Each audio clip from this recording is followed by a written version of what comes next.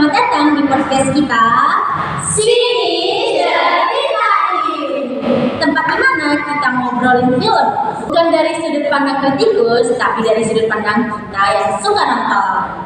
Barang kami berenam yang sudah siap meracunin film terbaru. Barang aku Cynthia, aku Shiva, aku Nisa, aku Angel, aku Herina, dan aku Safira. Hari ini kita ramai banget karena apa? Karena film yang kita bahas ini sangat ramai dibicarain, yaitu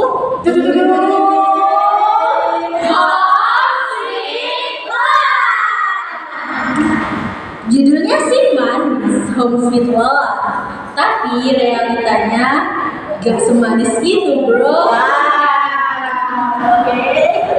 Film ini menceritakan tentang si Luna, si cewek yang pekerja keras, tapi punya cowok yang berasal dari keluarga yang mapan, namanya si Satya. Masalahnya filmnya gak dikasih pantas buat si Satya. Akhirnya dia mulai hidup dalam kebohongan, kayak nyicil rumah, mobil, dan tampil seolah-olah dia rumah. Ya pokoknya Luna itu tuh kayak membuat dirinya seolah-olah orang yang berhasil, padahal aslinya dia itu juga ditagih oleh lagi pekerjaan lain. Kita di sini tuh biasanya lihat toxic presiden kayak gitu.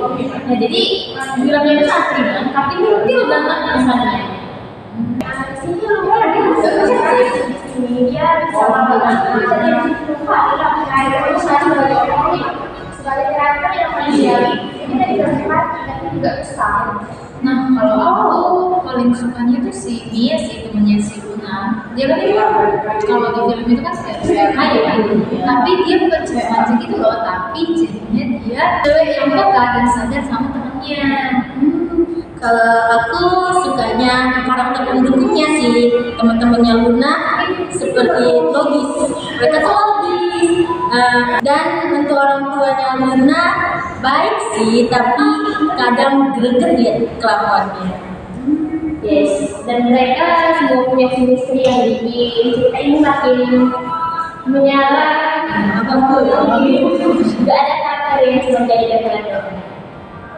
Kenapa bisa skenario dan filosofi itu juga halus gitu ya, nggak sok menggurui kita sebagai penonton, tapi malah ngajarin kita secara pelan-pelan untuk masuk ke film itu.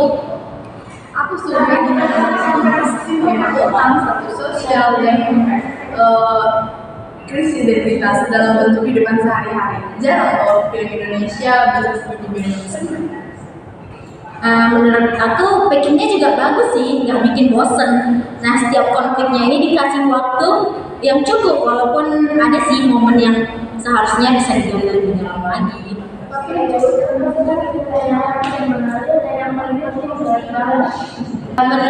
Menurut kamu gimana nih dari teknik visual, musik ataupun sinematografinya? Secara visual, film ini clean dan estetik. Shoot rumah mewah versus kontrakan menjadi kontras sosial yang nggak cuma simbolis, tapi juga membuat cerita yang ada. Nah, selain itu, musiknya juga nggak over. Ada story yang subtle, tapi pas banget momen yang filmnya itu pas pada adegannya. Oh, dan satu lagi ya, di film ini sound desainnya juga diperhatiin banget tahu sama mereka. So di beberapa bagian film ini justru buat penonton kayak kita ini masih mikir ini bakal kayak mana jalan ceritanya. Menurut kalian, bagian momen favorit atau kutipan apa sih yang ngena banget di kalian? Pasti kakaknya Luna itu, kakaknya Luna. Dia nyuruh Luna pulang ke rumah karena semenjak si Luna itu pergi dari rumah, mamanya dia itu selalu suka cerita kesukaannya si Luna itu, kayak aku tuh ikut nyinggung gitu. Aku suka scene yang masih ada si Luna ini menuju ke keluarganya kalau dia tuh nggak ada di sekolah itu. Itu udah ganggu banget sih. Deg-degan Parah. Kalau bagian aku itu yang waktu si Kaluna pindah dari apartemen kelangannya ya kan? Dia itu bilang kalau orang yang biasa aja itu pemimpin harus tahu diri. Itu kayak benar banget ya. Kalau dari aku ada juga nih kutipannya yang Kaluna bilang, gue gak pernah bohong soal perasaan. Yang gue bohong itu cuma keadaan. Itu ngena banget sih cuy.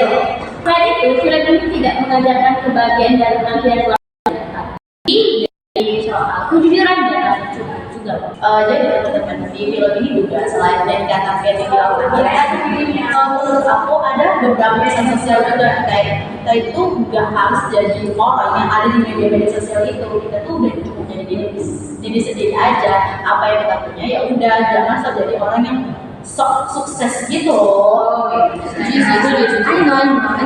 Relate buat orang-orang yang lagi di fase umur 25 sampai 30 tahun, di mana semua orang kayaknya udah mapan gitu, tapi cuma Iya. Semuanya juga lagi masing-masing, cuma beda cara bentuknya aja kan. Yes. Film ini bagus sih, jadi reminder yang lembut tapi ngena banget cuy. Nah, yang pasti film ini ada plusnya sih ada Pasti ya. Iya. Nah, kalau aku menurutku ya, plusnya itu actingnya yang kuat, visualnya yang cakep, terus ceritanya yang enak, dan pesan moral itu nyampe gitu loh penonton, jadi gak sanggup gitu biasanya. Kalau dari aku ini mungkin sama hubungan dia dan tapi bisa lebih dalam lagi sih. Karena menurut aku juga bagaimana caranya apa itu mengambil itu loh apa namanya suratannya itu kok bisa meski dia kasih berapa ini tuh ada nggak sih maksudnya meski ibunya ngasih surat itu nggak dinapain kan sama orang itu Tiba-tiba banget Iya, ada iya. digandanya. iya Rating dari aku sih 8/10 ya. Kalau dari ceritanya solid banget.